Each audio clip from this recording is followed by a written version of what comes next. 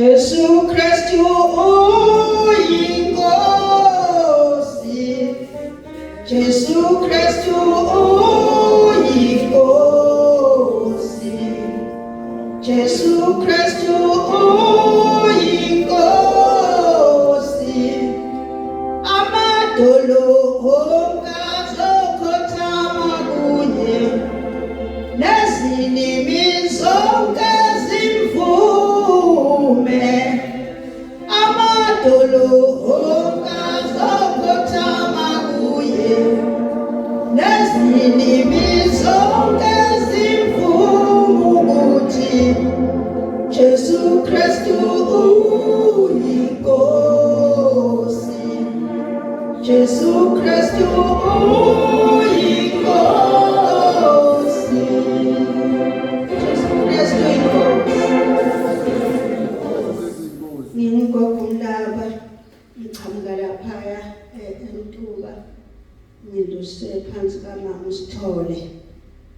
Ngiyamthanda Jesu kakhulu, ngibonga uNkulunkulu ithuba lokuba sibe khona kulezi inkonzo. Ngibonga uNkulunkulu ngokuthi bekukhona le sangcotha,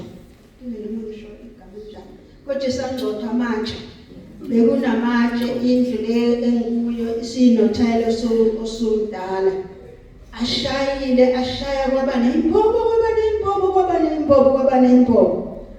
imbobo enkulu. Okuthe emva kwalokho lathula ngakusasa laseliyana, bengiqabanga ukuthi kuzothi qha endlini, kodwa kuzange kwente. Angazi lamathayela la belifike lishaye la phezulu, ethayeleni lingashaya phansi, kuvuta makula phansi, kungavuti makula phezulu. So lezi imbobo ezinkulu zonke ziphezulu, azange livute nje endlini, noma ngabe sekunembobo ezinkulu kangaka. Ngoyivala nje ngoba phela ngovela manje kukhanya ngaphandle, kodwa hayi ngoba kuyagxaza endlini. So nje ngiyambonga kakhulu uNkulunkulu lapho. Ngiphethe naye lenye LP babutsibane le baseFesu 6 verse 12.